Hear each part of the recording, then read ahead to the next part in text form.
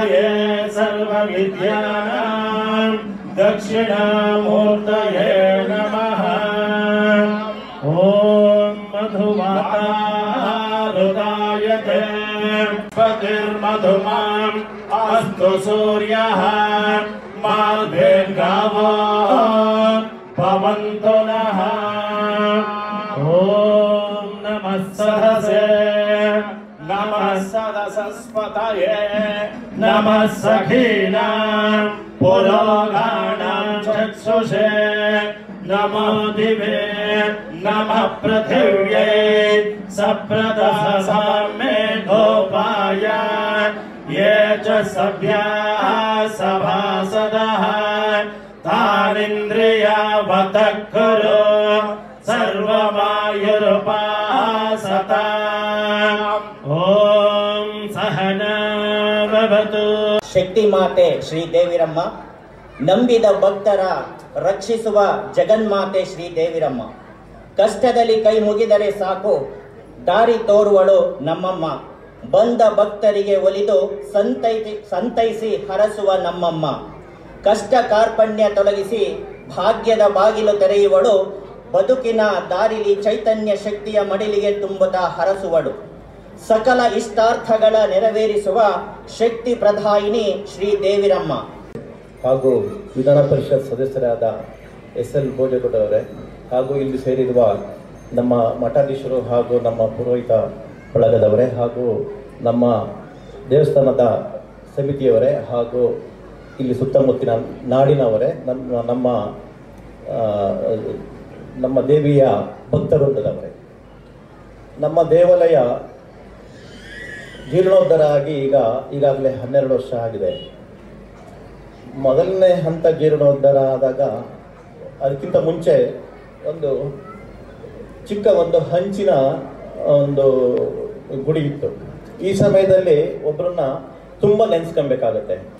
ಅದು MA ಕಲ್ಲೇಗೌಡರು, ದಿವಂಗತ MA ಕಲ್ಲೇಗೌಡರು ನೆನೆಸ್ಕೊಬೇಕಾಗುತ್ತೆ. ಅವರ ಮುಂದಾಳತ್ವದಲ್ಲಿ ನಾವು ಏನು ಮೊದಲನೇ ಹಂತದ ಜೀರ್ಣೋದ್ಧಾರ ಕೈಗೊಂಡಾಗ ಅಷ್ಟಮಂಗಳ ಪ್ರಶ್ನೆಯನ್ನ ಕೇಳಿದ್ವಿ. ಅಷ್ಟಮಂಗಳ ಪ್ರಶ್ನೆ ಕೇಳದ ಒಂದು ತಂತ್ರಿಗಳು ಹೇಳಿದ್ರು, ನೀವು 1 ವರ್ಷದಲ್ಲಿ ದೇವಾಲಯವನ್ನು ಕಟ್ಟಬೇಕು, ನೀವು ಕಟ್ತೀರಿ, ಅದಕ್ಕಿಂತ ಹೆಚ್ಚು 1 ದಿನನೂ ನೀವು ತಗೊಂಬಾರ್ದು ಅಂತ ಹೇಳಿದರು. ಆದರೆ ನಾವು ಆ ಟೈಮಲ್ಲಿ ಕಲ್ಲೇಗೌಡರ ನೇತೃತ್ವದಲ್ಲಿ ಕೇವಲ 10 ತಿಂಗಳಲ್ಲಿ ಮೊದಲನೇ ಹಂತದ ಒಂದು ಜೀರ್ಣೋದ್ಧಾರ ಕಾರ್ಯವನ್ನು ನೆರವೇರಿಸ್ತೀವಿ.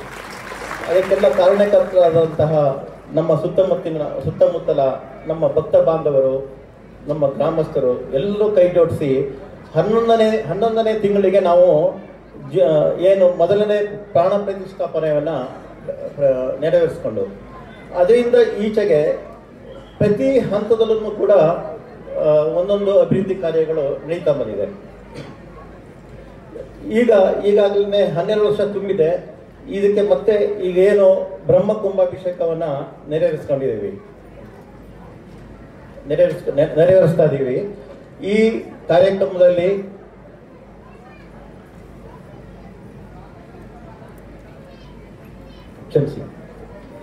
ಈಗ ಈ ಕಾರ್ಯಕ್ರಮಕ್ಕೆ ಕೇಂದ್ರ ಬಿಂದುವಾಗಿ ಬಂದಿರುವಂತಹ ಯದುವೀರ್ ಒಡೆಯರವರು ಮಹಾಸ್ವಾಮಿಗಳು, ಅವರಿಗೂ ನಮ್ಮ ದೇವಸ್ಥಾನಕ್ಕೂ ಬಹಳವಾದ ಒಂದು ಸಂಬಂಧ ಇದೆ.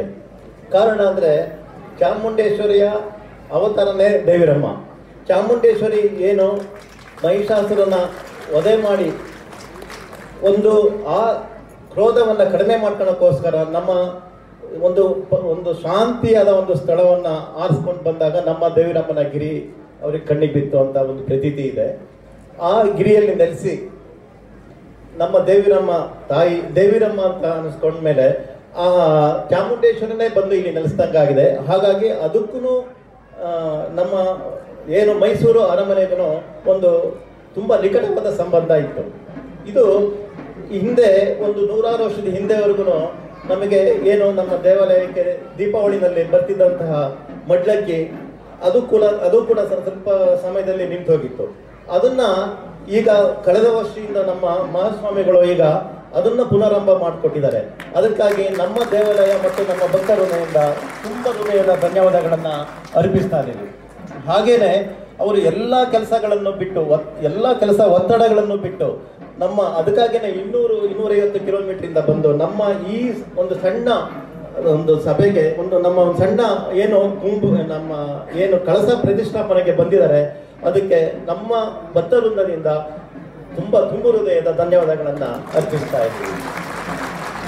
ಹಾಗೆ ಕೂಡ ನೀವೆಲ್ಲ ಇಲ್ಲಿ ಈ ಒಂದು ಮಹಾನ್ ಈ ಸಮಾರಂಭಕ್ಕೆ ನೀವೆಲ್ಲ ಕೈ ಜೋಡಿಸಿ ಈ ಎಲ್ಲ ಕಾರ್ಯಗಳಿಗೂ ಕೈ ಜೋಡಿಸಿ ಸಹಕರಿಸಿದ್ದೀರಿ. ಈ ಸಮಯದಲ್ಲಿ ತಮಗೆಲ್ಲರಿಗೂ ಧನ್ಯವಾದಗಳನ್ನು ಅರ್ಪಿಸಿ ಈ ಸಮಯದಲ್ಲಿ 2 ಮಾತಾಡೋದಕ್ಕೆ ಅವಕಾಶ ಕೊಟ್ಟಿದ್ದಕ್ಕೆ ಧನ್ಯವಾದಗಳು. ನಮ್ಮ ಯುವರಾಜರು ಅಂದಿನ ಗತವೈಭವನ್ನ ನೀವೆಲ್ಲ ಅವರಿಗೆ ತಿಳಿಸಿದ ಮೇರೆಗೆ ಮತ್ತೆ ಇದರ ಸಂಬಂಧವನ್ನು ಇಟ್ಕೊಳ್ಳೋದಕ್ಕೆ ಈಗಾಗಲೇ ವಾಡಿಕೆಯಂತೆ ಮಾಡಿರ್ತಕ್ಕಂಥ ವಿಚಾರ ತಿಳಿದು ಬಹಳ ಸಂತೋಷವಾಗಿದೆ. ಈ ಸಂಬಂಧ ಹೀಗೆ ಮುಂದುವರಿಯಲಿ ಅಂತೇಳಿ ನಾನು ಈ ಸಂದರ್ಭದಲ್ಲಿ ಆಶಿಸ್ತೇನೆ. ಕುಲಶೇಖರ್ ಅವರು ಮಾತಾಡುವಾಗ ನಮ್ಮ ಹಿರಿಯರಾಗಿರ್ತಕ್ಕಂಥ ಕಲ್ಲಣ್ಣವ್ರನ್ನ ನೆನಪು ಮಾಡ್ಕೊಂಡು ಅತ್ಯಗತ್ಯವಾಗಿ ನಾವು ಇವತ್ತು ನೆನಪು ಮಾಡ್ಕೊಳ್ಬೇಕಾಗ್ತದೆ. ಈ ದೇವಸ್ಥಾನ ಅಂದು ಇದ್ದಂಥ ಪರಿಸ್ಥಿತಿಯಲ್ಲಿ ಕಲ್ಲೇಗೌಡರು ಈ ಗ್ರಾಮದ ಈ ಸುತ್ತಮುತ್ತ ಗ್ರಾಮದ ಎಲ್ಲ ಭಕ್ತಾದಿಗಳನ್ನು ಸಂಪರ್ಕಿಸುವ ಮುಖಾಂತರ ಹೊರಗಡೆಯ ಭಕ್ತರನ್ನ ಸಂಪರ್ಕಿಸುವ ಮುಖಾಂತರ ಒಂದು ಜೀರ್ಣೋದ್ಧಾರ ಕಾರ್ಯಕ್ರಮವನ್ನು ಮಾಡಿದ ಫಲವಾಗಿ ಇವತ್ತು ದೇವಿರಮ್ಮ ದೇವಸ್ಥಾನ ಇಷ್ಟೊಂದು ವಿಜೃಂಭಣೆಯಿಂದ ಇವತ್ತು ನಮ್ಮ ಕಣ್ತುಂಬಿ ಇವತ್ತು ಎಲ್ಲರಿಗೆ ಆಶ್ರಯ ಆಗಿದ್ದಾರೆ.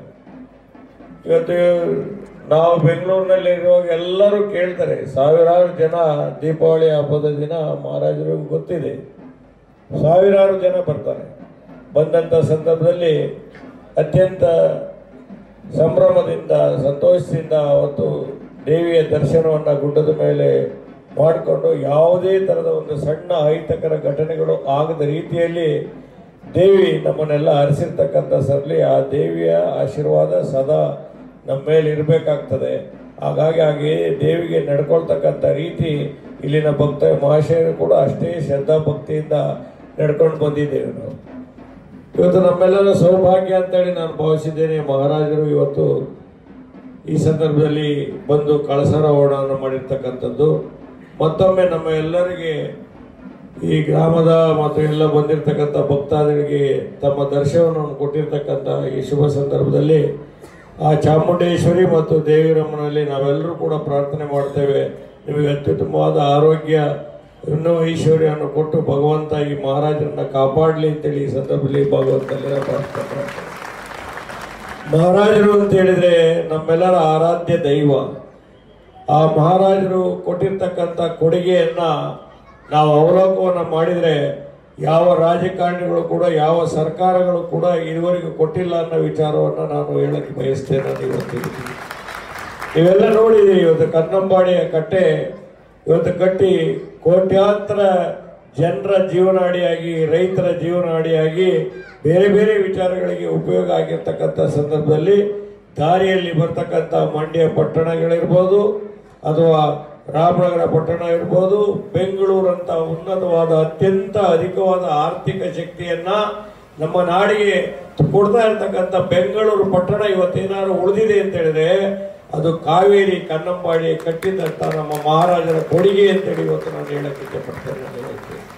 ಅಂದು ಇವತ್ತು ಉತ್ಪ್ರೇಕ್ಷೆ ಅಲ್ಲ, ಮಹಾರಾಣಿಯವರ ಒಡವೆಯನ್ನ ಅಡ ಇಟ್ಟು ಮಾರಿ ಆ ಕನ್ನಂಬಾಡಿಯನ್ನ ಕಟ್ಟಿದ್ದಾರೆ ಅಂತ ಹೇಳಿದ್ರೆ ಮಹಾರಾಜರ ದಿವ್ಯಶಕ್ತಿ ಅವರ ಆಲೋಚನೆ ಎಂತದಿತ್ತು ಅನ್ನೋ ವಿಚಾರವನ್ನು ನಾವಿವತ್ತು ಯಾವ ಪದಗಳಿಂದಲೂ ಕೂಡ ವರ್ಣಿಸಲು ಸಾಧ್ಯ ಆಗೋದಿಲ್ಲ. ಇವತ್ತು ಅದರ ಕಟ್ಟಿದ್ರ ಪರವಾಗಿ ಕೋಟ್ಯಾಂತರ ಜನರ ಬಾಳು ಬೆಳಕಾಗಿದೆ, ಉತ್ತಮವಾಗಿದೆ, ಉತ್ತಮವಾದ ನಾಡಾಗಿ ನಾವಿವತ್ತು ಕಾವೇರಿಯ ಬಗ್ಗೆ ಅತಿ ಹೆಚ್ಚು ಹೆಮ್ಮೆಯಿಂದ ನಾವು ಮಾತಾಡ್ತೇವೆ. ಇವತ್ತು ಭದ್ರಾವತಿ ಐರನ್ ಅಂಡ್ ಸ್ಟೀಲ್ ಕಾರ್ಖಾನೆಗಳಿರ್ಬೋದು, ಶಿವನ ಸಮುದ್ರ ಇರ್ಬೋದು, ನಮ್ಮ ಜೋಗ ಜಲಪಾತ ಇರ್ಬೋದು, ಇವೆಲ್ಲ ಮಹಾರಾಜರು ಕೊಟ್ಟಂತ ಕೊಡುಗೆಗಳು. ಇವತ್ತು ಸುಂದರವಾಗಿರ್ತಕ್ಕಂಥ ಸಾಂಸ್ಕೃತಿಕ ನಗರದಲ್ಲಿ ಮೈಸೂರಿನಲ್ಲಿ ನೀವೆಲ್ಲ ಹೋಗ್ತೀರಿ, ವರ್ಷಕ್ಕೊಮ್ಮೆ ನಮಗೆ ದಸರಾ ಉತ್ಸವದಲ್ಲಿ ನಮಗೆ ದರ್ಬಾರನ್ನ ಕಲ್ಪಿಸಿಕೊಟ್ಟಂತ ಮಹಾರಾಜರನ್ನ ನೋಡಿ ಕಣ್ತುಂಬತಕ್ಕಂಥ ಮತ್ತು ಆ ಸಂತೋಷವನ್ನು ಹಂಚಿಕೊಳ್ತಕ್ಕಂಥ ನಮ್ಮ ಸಾರ್ವಜನಿಕ ಬದುಕಿನಲ್ಲಿ ಆ ಮಹಾರಾಜರಿಗೆ ಇನ್ನೂ ಹೆಚ್ಚು ಆಯಸ್ಸು ಕೊಡಬೇಕು ಭಗವಂತ ಅನ್ನೋದಕ್ಕೆ ನಾವು ಪ್ರಾರ್ಥನೆ ಮಾಡ್ತಾ ಇವತ್ತು ಅಂತಹ ಸುಂದರವಾದ ಸಾಂಸ್ಕೃತಿಕ ನಗರದಲ್ಲಿ ಕಟ್ಟಿರ್ತಕ್ಕಂಥ ನೂರಾರು ಆ ಬಿಲ್ಡಿಂಗ್ಗಳಿಗೆ ಇವತ್ತು ಸರ್ಕಾರಕ್ಕೆ ಸುಣ್ಣ ಬಣ್ಣವನ್ನು ಹೊಡೆಯತಕ್ಕಂಥ ಶಕ್ತಿ ಕೂಡ ಇಲ್ಲದೆ ಇರತಕ್ಕಂಥದ್ದು ಅತ್ಯಂತ ವಿಷಾದಕರವಾಗಿರ್ತಕ್ಕಂಥ ಸಂಗತಿ ಅಂತ ಇವತ್ತು ಹೇಳ್ತೇವೆ.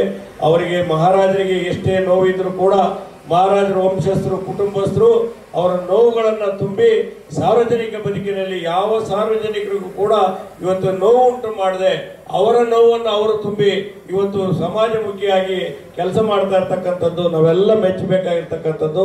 ಹಾಗಾಗಿ ಮಹಾರಾಜರ ಮೇಲೆ ಇರ್ತಕ್ಕಂಥ ಪೂಜ್ಯ ಭಾವನೆ ಇನ್ನೂ ಹೆಚ್ಚು ಹೆಚ್ಚು ನಮ್ಮ ಭಕ್ತಾದಿಗಳಲ್ಲಿ ನಮ್ಮ ಸಾರ್ವಜನಿಕ ಬದುಕಿನಲ್ಲಿ ಆಗಲಿ ಅಂತೇಳಿ ಈ ಸಂದರ್ಭದಲ್ಲಿ ಹೇಳ್ತಾ ಅವ್ರನ್ನ ಕಣ್ತುಂಬ ನೋಡ್ತಕ್ಕಂಥ ಇವತ್ತು ಅವಕಾಶವನ್ನು ಕಲ್ಪಿಸಿಕೊಟ್ಟಂತ ದಿಂಡಿಗ ದೇವಸ್ಥಾನ ಸಮಿತಿಯ ಎಲ್ಲ ಅಧ್ಯಕ್ಷರಿಗೆ ಪದಾಧಿಕಾರಿಗಳಿಗೆ ತಮ್ಮೆಲ್ಲರಿಗೆ ವಿಶೇಷವಾಗಿ ಮಹಾರಾಜರಿಗೆ ವಂದಿಸಿ ನನ್ನ ಮಾತಿಗೆ ವಿರಾಮ ಹೇಳ್ತೇನೆ. ಅವರ ಉತ್ತರೋತ್ತರ ಅಭಿವೃದ್ಧಿ ಇನ್ನೂ ಹೆಚ್ಚು ಆಗಲಿ. ಚಾಮುಂಡೇಶ್ವರ ಆಶೀರ್ವಾದ ಮತ್ತು ದೇವಿರಮ್ಮನ ಆಶೀರ್ವಾದ ಸದಾ ಆ ಕುಟುಂಬದ ಮೇಲೆ ಇರಲಿ ಅಂತೇಳಿ ಸಂದರ್ಭದಲ್ಲಿ ಮತ್ತೊಮ್ಮೆ ಪ್ರಾರ್ಥನೆ ಮಾಡಿ ನನ್ನ ಮಾತಿಗೆ ವಿರಾಮ ಹೇಳ್ತೇನೆ. ಎಲ್ರಿಗೂ ಶುಭವಾಗಲಿ. ಜೈ ಹಿಂದ್, ಜೈ ಭಾರತ್. ದಿಂಡಿಗ ಗ್ರಾಮದಲ್ಲಿ ಆದಿಯಿಂದ ನೆಲೆಸಿರುವ ದೇವಮಾತೆ ಶ್ರೀ ದೇವಿರಮ್ಮ ದೇವಿಗೂ ಮೈಸೂರು ಮಹಾರಾಜರ ಮನೆತನಕ್ಕೂ ಪುರಾತನದಿಂದ ನಿಕಟ ಸಂಪರ್ಕ ಇತ್ತು. ಪೂರ್ವಜರು ಅಥವಾ ನಮ್ಮ ಹಿರಿಯರು ನಮ್ಮ ವಂಶದ ಬಗ್ಗೆ ಅವ್ರ ಜೊತೆ ಮತ್ತೆ ಈ ಕ್ಷೇತ್ರಕ್ಕೆ ಇರುವ ಸಂಬಂಧ ಬಗ್ಗೆ ಮಾತಾಡ್ತೀವಿ. ಆದರೆ ಇಲ್ಲಿ ಆಗಲೇ ಒಂದು ಆಧ್ಯಾತ್ಮಿಕ ಸಂಬಂಧ ಇದೆ ಅಂತ ಹೇಳ್ಬೋದು. ತಾಯಿ ಚಾಮುಂಡೇಶ್ವರಿಯ ಒಂದು ಅವತಾರ ಶ್ರೀ ದೇವಿರಮ್ಮನ ಒಂದು ಆಶೀರ್ವಾದ ಪಡೆದು ಇವತ್ತು ಈ ಬ್ರಹ್ಮ ಕುಂಭಾಭಿಷೇಕ ಮಹೋತ್ಸವದಲ್ಲಿ ಭಾಗವಹಿಸುವುದು ನಿಜವಾಗ್ಲೂ ನನ್ನ ಸೌಭಾಗ್ಯ. ನಿಮ್ಮೆಲ್ಲರಿಗೂ ಅರಮನೆಯ ಪರವಾಗಿ ನಾನು ಶುಭಾಶಯಗಳನ್ನು ಸಲ್ಲಿಸುತ್ತೇನೆ ಮತ್ತು ನಮ್ಮನ್ನು ಇಲ್ಲಿ ಆಹ್ವಾನಿಸಿದ್ದಕ್ಕಾಗಿ ನಿಮ್ಮೆಲ್ಲರಿಗೂ ವಂದನೆಗಳನ್ನು ಸಲ್ಲಿಸುತ್ತೇನೆ. ಹಾಗೆ ಹೇಳಿದ್ದೀನಿ, ಒಂದು ಆಧ್ಯಾತ್ಮಿಕ ಒಂದು ಸಂಬಂಧ ಇದೆ ಇಲ್ಲಿಗೆ, ಈ ಕ್ಷೇತ್ರಕ್ಕೆ. ಬಿಟ್ಟರೆ ನಮ್ಮ ಪೂರ್ವಜರು ಕೂಡ ಇಲ್ಲಿಗೆ ಭಾಳ ಒಂದು ಕಾಲದಲ್ಲಿ ಈ ಭಾಗ ಅಥವಾ ಮಲೆನಾಡಿಗೆ ಭಾಳ ವಿಶೇಷವಾದ ನಿಕಟವಾದ ಸಂಬಂಧ ಇದೆ ಅಂತ ಹೇಳ್ಬೋದು. ಎಲ್ಲರಿಗೂ ಗೊತ್ತಿದೆ, ನಮ್ಮ ವಂಶದವರು ಪ್ರಕೃತಿ, ಪರಿಸರ, ವಾತಾವರಣ ಇದಕ್ಕೆ ಭಾಳ ಪ್ರೇಮಿಯಾಗಿದ್ದರು. ಎಲ್ಲಕ್ಕಿಂತ ಜಾಸ್ತಿ ನಮ್ಮ ಪೂರ್ವಜರಾದ ನಾಲ್ವಡಿ ಕೃಷ್ಣರಾಜ ಒಡೆಯರ್ ಅವರಿಗೆ ಅರಣ್ಯ ಅಂದರೆ ಭಾಳ ಒಂದು ನಿಜವಾಗ್ಲೂ ಭಾಳ ಇಷ್ಟ ಇತ್ತು ಅವ್ರಿಗೆ. ಎಲ್ಲಕ್ಕಿಂತ ಜಾಸ್ತಿ ಅಂದರೆ ನಮ್ಮ ಭದ್ರಾವತಿ ಅಥವಾ ಭದ್ರಾ, ಯಾವಾಗಲೂ ನಿಮ್ಮ ಹುಲಿ ಸಂರಕ್ಷಿತ ಪ್ರದೇಶ ಇವಾಗ ಆಗಿದೆ, ಅಂದಿನ ಕಾಲದಲ್ಲಿ ಅದು ಭದ್ರಾ ಟೈಗರ್ ಬ್ಲಾಕ್ ಅಂತ ಆಗಿದೆ. ಅವ್ರಿಗೆ ಯಾವುದೇ ಆದ ಒಂದು ವಿಶ್ರಾಂತಿಗೋಸ್ಕರ ಎಲ್ಲಿಯಾದರೂ ಬಂದರೆ ಅವು ಯಾವಾಗಲೂ ಭದ್ರಾಗೆ ಬರ್ತಾಯಿದ್ರು ಅಂತ ನಮಗೆ ದಾಖಲೆಯಲ್ಲಿ ನೋಡ್ಬೋದು. ಕಾರಣ ಅಂದರೆ ಸಾಕ್ಷಿ ಬೇಕಾದರೆ ನಿಮಗೆ ಗೊತ್ತಿದೆ, ಇಲ್ಲಿ ಅನೇಕ ಸ್ಥಳಗಳಲ್ಲಿ ನಮ್ಮ ಅತಿಥಿ ಭವನಗಳಿದೆ. ನಮ್ಮ ದತ್ತಪೀಠದಿಂದ ಹಿಡಿದು ಕೆಮ್ಮಣ್ಣಗುಂಡಿ ಮತ್ತು ಭದ್ರಾದಲ್ಲೂ ಕೂಡ ಅತಿಥಿ ಭವನಗಳಿದೆ. ಕಾರಣ ಅಂದರೆ ಮಹಾರಾಜರಿಗೆ ಇಲ್ಲಿ ಬಂದು ಈ ಪ್ರಕೃತಿಯಲ್ಲಿ ವಿಶ್ರಾಂತಿ ಮಾಡೋದು ಬಹಳ ಒಂದು ಇದ್ರ ಮೂಲಕನೇ ಒಂದು ವಿಶ್ರಾಂತಿ ಆಗ್ತಾ ಇತ್ತು ಅಂತ ಹೇಳ್ಬೋದು. ಅದು ಒಂದೇ ಅಲ್ಲ, ನಮಗೆ ಇಲ್ಲಿಯ ಧಾರ್ಮಿಕ ಸ್ಥಳಕ್ಕೂ ಭಾಳ ದೊಡ್ಡ ಸಂಬಂಧ ಇದೆ. ಬಹುಶಃ ಎಲ್ಲರಿಗೂ ಗೊತ್ತಿರೋ ಹಾಗೆ ನಮ್ಮ ಗುರುಗಳು ಶ್ರೀ ಶೃಂಗೇರಿ ಅಲ್ಲಿ ದಕ್ಷಿಣಾಮ್ನೆಯ ಶ್ರೀ ಶಾರದಾ ಪೀಠದಲ್ಲಿ ಅವರು ತಮ್ಮ ಅದ್ವೈತ ವೇದಾಂತವನ್ನು ಮುಂದುವರಿತಾ ಹೋಗ್ತಾ ಇದ್ದಾರೆ, ಪ್ರೋತ್ಸಾಹಿಸಲು ಮುಂದುವರಿತಾ ಹೋಗ್ತಾ ಇದ್ದಾರೆ. ಮೈಸೂರು ಆ ಒಂದು ಗುರು ಪರಂಪರೆಯಿಂದಾನೇ ಮುಂದುವರಿತಾ ಬಂದಿದೆ. ಆ ಒಂದು ನೆರಳಲ್ಲೇ ನಾವು ಬೆಳೆದಿರೋದು, ಆ ಒಂದು ಮಾರ್ಗದರ್ಶನದಿಂದಾನೇ ನಾವು ಹೇಳ್ಬೋದು ಆ ಮಾದರಿ ಮೈಸೂರು ಅಥವಾ ಸುವರ್ಣ ಯುಗ. ಕಾರಣ ಅಂದರೆ ಆ ಗುರುಮನೆ ಇರುವ ಪರಂಪರೆಯಿಂದ. ಅದನ್ನು ಕೂಡ ಬಹುಶಃ ಆ ಪ್ರಭಾವ ಭಾಳ ದೊಡ್ಡದು ಈ ಭಾಗದಿಂದ. ಅದು ಒಂದೇ ಅಲ್ಲ, ನಮ್ಮ ದತ್ತಪೀಠ ಅಂತ ಇಲ್ಲಿಂದಾನೇ ಕಾಣ್ಬೋದು, ದತ್ತಾತ್ರೇಯ ಪೀಠ. ಅದಕ್ಕೆ ಸಾಕ್ಷಿ ಇರೋದು ನಮ್ಮ ಹೆಸರಲ್ಲಿ, ನಮಗಿಂತ ಜಾಸ್ತಿ ನಮ್ಮ ತಂದೆಯವರ ಹೆಸರಲ್ಲೇ, ಶ್ರೀಕಂಠ ದತ್ತ ನರಸಿಂಹರಾಜ ಒಡೆಯರಲ್ಲಿ. ಕಾರಣ ಅಂದರೆ ಮಹಾರಾಜರು ಇಲ್ಲಿಗೆ ಬಂದಿದ್ದ ಸಮಯದಲ್ಲಿ ಅವ್ರಿಗೆ ಹೇಳಲಾಗುತ್ತೆ, ಇಲ್ಲಿ ಒಂದು ಕಾಯಿ ಹೊಡೆದ ತಕ್ಷಣ ಅದು ಒಳಗೆ ಹೋದರೆ ನಿಮ್ಗೆ ಏನೇ ಆದರೂ ನಿಮಗೆ ವಿಷ್ ಇದ್ದರೆ, ಅದೇನಾದರೂ ನೀವು ಕನಸಲ್ಲಿ ನೀವು ಏನಾದರೂ ಹೇಳ್ಕೊಂಡಿದ್ರೆ ನಿಮ್ಮ ಆಲೋಚನೆ ಏನಿದೆ ಅದು ನಿಜ ಆಗುತ್ತೆ ಅಂತ ಅವ್ರು ಹೇಳಿದರು. ಸೊ ಅದಕ್ಕಾಗಿ ಅದು ನಿಜ ಆಯಿತು, ನಮಗೆ ಒಂದು ಮಗ ಹುಟ್ಟಬೇಕು ಅಂತ. ಅದಕ್ಕಾಗಿ ಶ್ರೀಕಂಠ ದತ್ತ ಅಂತ ಹೆಸರು ಇತ್ತು. ಅದೇ ಪರಂಪರೆ ನಮಗೂ ಮುಂದುವರಿತಾ ಕೃಷ್ಣ ದತ್ತ ಅಂತ ನಮ್ಮ ತಾಯಿಯವರು ನಮಗೂ ಹೆಸರನ್ನು ಈ ದತ್ತ ಸ್ವೀಕಾರ ಆಗಿದ್ದ ಸಮಯದಲ್ಲಿ. ಸೊ ಅದು ಆ ಪರಂಪರೆಯನ್ನು ಮುಂದುವರಿತಾ ಹೋಗ್ತಾ ಇದೆ. ಮತ್ತು ಅದ್ರ ಜೊತೆಗೆ ನಮ್ಮ ತಾತನವರು ಶ್ರೀಮನ್ ಮಹಾರಾಜ ಜಯಚಾಮರಾಜ ಒಡೆಯರ್ ಅವರಿಗೆ ದತ್ತಾತ್ರೇಯ ಬಹಳ ದೊಡ್ಡ ಭಕ್ತರು. ಬಹುಶಃ ನಮ್ಮ ಹಿರಿಯರಿಗೆ ಗೊತ್ತಿರ್ಬೋದು, ಅವಧೂತ ಗೀತ ತತ್ವಶಾಸ್ತ್ರ ಅದರ ಭಾಷಣವನ್ನು ಬರೀತಾರೆ Dattatreya, the way and the goal ಅಂತ. ಆ ಪುಸ್ತಕವನ್ನು ಅವ್ರ ಕಾಲದಲ್ಲಿ ಅವರು ಬಿಡುಗಡೆ ಮಾಡಿ, ಮತ್ತು ಆದಷ್ಟು ಅವರ ತತ್ವಶಾಸ್ತ್ರ ಎಲ್ಲ ಭಾಷಣಗಳು ಮತ್ತು ಅನೇಕ ಟೋರ್ಗಳು ಇಡೀ ವಿಶ್ವದಲ್ಲೇ ಮಾಡಿದ್ದು ಅವಧೂತ ಗೀತ ಮೇಲೇನೆ. ಸೊ ಅದಕ್ಕಾಗಿ ಅವರು ಬಹಳ ಈ ಪ್ರಭಾವ ಈ ಜಾಗದಲ್ಲಿ ಇರುವ ಈ ಜಾಗದಿಂದ ಬಂದಿರುವ ಅಥವಾ ಈ ಕ್ಷೇತ್ರದಿಂದ ಬಂದಿರುವ ಬೋಧನೆಗಳು ಆ ಒಂದು ಪ್ರಭಾವ ಅರಮನೆ ಮೇಲೆ ಬಹಳ ದೊಡ್ಡದು ಅಂತ ಹೇಳ್ತಾ, ಅಫ್ಕೋರ್ಸ್ ನಿಮಗೆ ಇಲ್ಲಿ ಭಾವಿನ ಜೋಗಿನ ವಿದ್ಯುತ್ ಶಕ್ತಿ ಆಗಲೇ ನೀವು ಹೇಳಿದ್ದೀರಾ, ಮತ್ತು ಇಲ್ಲಿ ಅನೇಕ ಭದ್ರಾವತಿ ಐರನ್ ಅಂಡ್ ಸ್ಟೀಲ್ ಇರ್ಬೋದು, ಮತ್ತು ಅನೇಕ ಆರ್ಥಿಕ ಅಭಿವೃದ್ಧಿಗೋಸ್ಕರ ಇಲ್ಲಿ ಬೇಕಾದಷ್ಟು ಕೆಲಸ ನಡೆದಿದೆ. ಅದರ ಜೊತೆಗೂ ಕೂಡ ಒಂದು ಎಲ್ಲ ರೀತಿ ಆಧುನಿಕ ಕಾಲಕ್ಕೂ ಪುರಾಣಿಕ ಕಾಲಕ್ಕೂ ಬಹಳ ಒಂದು ದೊಡ್ಡ ಸಂಬಂಧ ಇದೆ. ಆ ಸಂಬಂಧವನ್ನು ನಾವು ಇವತ್ತು ನಮ್ಮೆಲ್ಲರೂ ಈ ಒಂದು ಕಾರ್ಯಕ್ರಮದಲ್ಲಿ ಜೊತೆಗೆ ತಂದಿರೋದು ನಿಜವಾಗ್ಲೂ ನಾವು ಅನಿಸ್ಬೇಕು ನಮ್ಮ ಯೋಗ ಹೇಗಿದೆ ಅಂತ. ಯಾಕಂದರೆ ಭಾರತ ಒಂದು ಸಿವಿಲೈಸೇಷನ್, ನಮ್ಮ ಭಾರತ ಪರಂಪರೆ, ನಮ್ಮ ಭಾರತ ಸಂಸ್ಕೃತಿ ಹೇಗಿದೆ ಅಂದರೆ ನಾವು ಮಾಡೋಂಥ ಕೆಲಸ ಯಾವುದೋ ಒಂದು ಕಾಲದಲ್ಲಿ ಯಾವುದೋ ಒಂದು ಜೀವನದಲ್ಲಿ ಮಾಡಿರೋ ಕೆಲಸ ನಮ್ಮೆಲ್ಲರೂ ಜೊತೆಗೆ ತರುವಂಥದ್ದು ಇದೇ ಸಾಕ್ಷಿ ಅಂತ ಹೇಳ್ಬೋದು. ಇಂಥ ಒಂದು ಸುಂದರ ಕಾರ್ಯಕ್ರಮ, ಸುಂದರ ವಾತಾವರಣದಲ್ಲಿ ಏರ್ಪಡಿಸಿ ನಿಜವಾಗ್ಲೂ ಭಾಳ ಸಂತೋಷವಾಗುತ್ತೆ. ನಿಮ್ಮೆಲ್ಲರಿಗೂ ವಂದನೆಗಳನ್ನು ಹೇಳ್ತೀನಿ. ಅಷ್ಟೇ ಅಲ್ಲ, ಒಂದು ವೇದಿಕೆ ಅಂದರೆ ಅದರ ಮೂಲಕ ನಾವು ಅದೇ ಒಂದು ದೊಡ್ಡ ಪದವಿ, ಅದರ ಒಂದು ಮೂಲಕ ನಾವು ಯಾವಾಗಲೂ ಒಂದು ಸಂದೇಶ ಕೊಡಬೇಕು. ನಂದು ಸಂದೇಶ ಯಾವುದೇ ರೀತಿ ತತ್ವಶಾಸ್ತ್ರ ಅಥವಾ ನಮ್ಮ ವಿಧಿಗಳು ಅಥವಾ ಏನೇ ಇದ್ದರೂ ಅದ್ರ ಬಗ್ಗೆ ಇಲ್ಲ. ಆಗಲೇ ವಿದ್ವಾಂಸರು ಇರ್ತಾರೆ, ಅವರು ನಿಮಗೆ ಆದಷ್ಟು ಹೇಳ್ತಾರೆ. ನಮ್ದಿಷ್ಟೇ ಹೇಳೋದು, ಭಾರತೀಯ ಪಾರಂಪರೆ ಮತ್ತು ಕನ್ನಡಿಗರ ಪಾರಂಪರೆ ಒಂದೇನೆ, ಅದು ನಾವು ಮುಂದುವರಿತಾ ಹೋಗಬೇಕು. ಭಾರತ ಪಾರಂಪರೆ, ಭಾರತ ಸಂಸ್ಕೃತಿ ನಾವು ಉಳಿದಿದ್ದ ಕಾರಣ ಅಂದರೆ ದಕ್ಷಿಣ ಭಾರತದಲ್ಲಿ ಅದು ಕನ್ನಡಿಗರೊಂದಿಗೇನೆ. ನೀವು ಯಾವುದೇ ದೊಡ್ಡ ಅದಕ್ಕಿಂತ ನಿಮ್ಮ ಸಾಕ್ಷಿ ಬೇಕಾದರೆ ನಮ್ಮ ವಿಜಯನಗರ ಅಥವಾ ನಮ್ಮ ಕರ್ನಾಟಕ ಸಾಮ್ರಾಜ್ಯ ಅಂತ ನಿಜವಾಗ್ಲೂ ಹೇಳಬೇಕಾಗಿದೆ. ಅದರ ನಿಜವಾದ ಹೆಸರು ಕರ್ನಾಟಕ ಸಾಮ್ರಾಜ್ಯ. ಆ ಕಾಲದಲ್ಲಿ, ಆ ಸಮಯದಲ್ಲಿ ಉತ್ತರ ಭಾರತದಿಂದ ಎಷ್ಟೋ ಡಾಲಿಗಳು ಆಗ್ತಾ ಇತ್ತು, ಅವರು ಇಲ್ಲಿ ದಕ್ಷಿಣ ಭಾರತದಲ್ಲಿ ಒಂದು ದೊಡ್ಡ ಫೋರ್ಟ್ರೆಸ್ ಥರ ಅವರು ನಿಂತು ಇಡೀ ದಕ್ಷಿಣ ಭಾರತದಲ್ಲಿ, ಅಫ್ಕೋರ್ಸ್ ಈಗ ಉತ್ತರ ಭಾರತದಲ್ಲೂ ಕೂಡ ನಮ್ಮ ದೊಡ್ಡ ದೊಡ್ಡ ದೇವಾಲಯಗಳನ್ನು ನಿರ್ಮಾಣ ಆಗ್ತಾ ಮುಂದುವರಿತಾ ಇದೆ. ಆದರೆ ಅಂದಿನ ಕಾಲದಲ್ಲೇ ದೊಡ್ಡ ದೇವಾಲಯಗಳನ್ನು ಪುನರ್ ಪ್ರತಿಷ್ಠಾಪನೆ ಮಾಡಿ, ಪುನರ್ ನಿರ್ಮಾಣ ಮಾಡಿ ನಮ್ಮ ವಿಜಯನಗರ ಸಾಮ್ರಾಜ್ಯ ಆಗಲೇ ಆ ಭಾರತೀಯ ಪಾರಂಪರೆ ಸಂರಕ್ಷಣೆ ಮಾಡಿ ಮುಂದುವರಿತಾ ಹೋಗ್ತಾ ಇದ್ರು.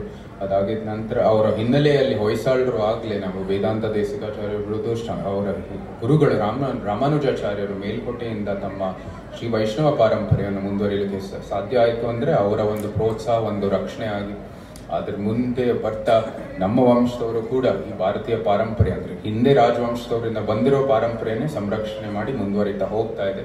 ಅದೇ ಪಾರಂಪರೆನ ನಾವೆಲ್ಲರೂ ಇವತ್ತು ಮುಂದುವರಿತಾ ಹೋಗಬೇಕಾಗಿರೋದು ಭಾಳ ಮುಖ್ಯವಾದದ್ದು. ನಾವು ಯಾವಾಗಲೂ ಹೇಳ್ತೀವಿ, ಬಹುಶಃ ನಾವು ಪ್ರತಿಯೊಬ್ಬ ಭಾರತೀಯ ಕನ್ನಡಿಗನಾಗಿರಲ್ಲ, ಬಟ್ ಪ್ರತಿಯೊಬ್ಬ ಕನ್ನಡಿಗ ಭಾರತೀಯನಾಗಿರ್ತಾನೆ ಅಂತ. ಸೊ ಅದು ಬಹಳ ಒಂದು ಮುಖ್ಯವಾದ ಒಂದು ಆದರ್ಶ. ನಾವು ಭಾರತೀಯ ಪಾರಂಪರೆ ಉಳಿಸೋದು, ಅದನ್ನ ಪ್ರೋತ್ಸಾಹಿಸೋದು ನಮ್ಮೆಲ್ಲರ ಕರ್ತವ್ಯ ಆಗುತ್ತೆ. ಅದು ಆಗಲೇ ನಮ್ಮ ರಾಷ್ಟ್ರಕವಿ ಕುವೆಂಪು ಅವರು ಹೇಳಿದ್ದಾರೆ, ನಮ್ಮ ಜೈ ಭಾರತ ಜನನೀಯ ತನುಜಾತೆ, ಜೈ ಹೇ ಕರ್ನಾಟಕ ಮಾತೆ ಅಂತ. ಸೊ ಅದನ್ನು ಆಗಲೇ ಹೇಳಲಾಗಿದೆ. ಅದು ಸೊ ಅದನ್ನು ಮುಂದುವರಿತಾ ಹೋಗಬೇಕು ಆ ಆದರ್ಶ. ಅದು ಇವತ್ತು ನಿಮ್ಮ ಈ ಬ್ರಹ್ಮ ಕುಂಭಾಭಿಷೇಕ ಮೂಲಕ ಅದು ಮುಂದುವರಿತಾ ಇದೆ ಅಂತ ನಾವು ನೋಡ್ಬೋದು. ಸೊ ಅದು ಭಾಳ ಸಂತೋಷದ ವಿಷಯ. ಸದಾ ಈ ಒಂದು ಆದರ್ಶದೊಂದಿಗೆ ಮುಂದುವರಿಯೋಣ, ಮತ್ತು ಆ ಒಂದು ಶ್ರೇಷ್ಠ ಭಾರತ ನಿರ್ಮಾಣಕ್ಕಾಗಿ ನಾವೆರಡು ಕೈ ಜೋಡಿಸಿ ಮುಂದುವರಿಯೋಣ ಅಂತ ಹೇಳ್ತಾ, ನಿಮ್ಮೆಲ್ಲರಿಗೂ ಮತ್ತೊಮ್ಮೆ ನನ್ನ ವಿಶೇಷ ಒಂದು ಧನ್ಯವಾದಗಳನ್ನು ಸಲ್ಲಿಸುತ್ತೇನೆ. ನಮ್ಮ ಅರಮನೆ ಜೊತೆ ಇರುವ ಸಂಬಂಧ ಯಾವಾಗಲೂ ನಮ್ಮ ಕೈಯಲ್ಲಿರುವಾಗ ಮತ್ತು ನಮ್ಮ ಮುಂಬರುವ ಪೀಳಿಗೆಯಲ್ಲಿರುವಾಗ ಅದು ಯಾವಾಗಲೂ ಅದೇ ರೀತಿ ಮುಂದುವರಿಯುತ್ತೆ ಅಂತ ಹೇಳ್ತಾ, ತಾಯಿ ಚಾಮುಂಡೇಶ್ವರಿ, ತಾಯಿ ದೇವಿರಮ್ಮನ ಆಶೀರ್ವಾದ ಸದಾ ನಿಮ್ಮೆಲ್ಲರ ಮೇಲೆ ಇರಲಿ ಅಂತ ಪ್ರಾರ್ಥಿಸುತ್ತಾ, ಮತ್ತೊಮ್ಮೆ ನನ್ನ ವಂದನೆಗಳನ್ನು ಸಲ್ಲಿಸುತ್ತಾ ನನ್ನ 2 ಮಾತನ್ನು ಮುಗಿಸ್ತೀನಿ.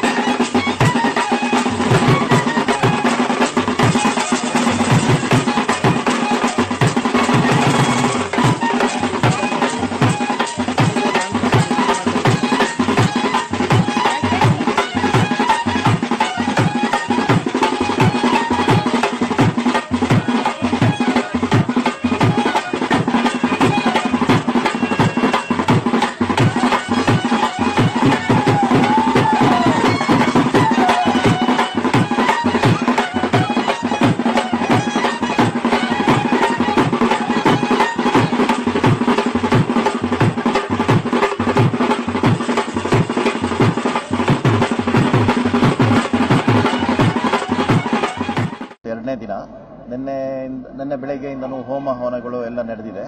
ಆಮೇಲೆ ಇವತ್ತು ಯದುವೀರ್ ಒಡೆಯರು ಬಂದು ನಮ್ಮದು ಏನು ರಾಜಗೋಪುರಕ್ಕೆ ಕಳಸಾರೋಹಣ ಮಾಡೋದಕ್ಕಿತ್ತು, ಅದೆಲ್ಲ ಬಾರಿ ತುಂಬ ಯಶಸ್ವಿಯಾಗಿ ನೆರವೇರಿದೆ. ಈಗ ಸಂಜೆ ಮತ್ತೆ ಈಗ ಪೂಜಾ ಕೈಂಕರ್ಯಗಳು ನಡೀತಾನೆ ಇದೆ. ಬೆಳಗ್ಗೆಯಿಂದನೂ ಸಂಜೆ ತನಕ ಹೋಮ ಹವನಗಳು ನಡೀತಾನೆ ಇದೆ. ದಿನ ಪ್ರತಿ 10-12 ಹೋಮಗಳು ಆಗ್ತಾ ಇದೆ. ದೇವಸ್ಥಾನದ ಸುತ್ತ ಏನು ನಮ್ಮ ಕುಂಡಗಳನ್ನು ಹಾಕಿದ್ದೀವಿ, ಅಗ್ನಿಕುಂಡಗಳನ್ನು ಹಾಕಿದ್ದೀವಿ, ಅದರಲ್ಲಿ ನಡೀತಾ ಇದೆ. ಸಂಜೆ ಮತ್ತೆ ಸ್ಟೇಜ್ ಕಾರ್ಯಕ್ರಮ ಇರುತ್ತೆ. ಇವತ್ತು ಭರತನಾಟ್ಯ ಇದೆ 6:30ಇಂದ 7:30 ತನಕ, 7:30ಇಂದ 10 ಗಂಟೆ ತನಕ ಮತ್ತೆ ಇನ್ನೊಂದು ಲಘು ಸಂಗೀತದ ಒಂದು ಕಾರ್ಯಕ್ರಮ ಇದೆ. ನಾಳೆ 3ನೇ ದಿನ. ನಾಳೆನೂ ಕೂಡ ಬೆಳಗ್ಗೆಯಿಂದ ಸಂಜೆ ತನಕ ಹೋಮ ಹವನಗಳು, ಸಂಜೆ ಮತ್ತೆ ಯಥಾಸ್ಥಿತಿಲಿ ಸ್ಟೇಜ್ ಕಾರ್ಯಕ್ರಮ, ಲಘು ಸಂಗೀತ ಅದೆಲ್ಲ ಇದೆ. ನಾಡಿದ್ದು ಒಂದು ದೊಡ್ಡ ಹೋಮ ಏನು ನಮ್ಮ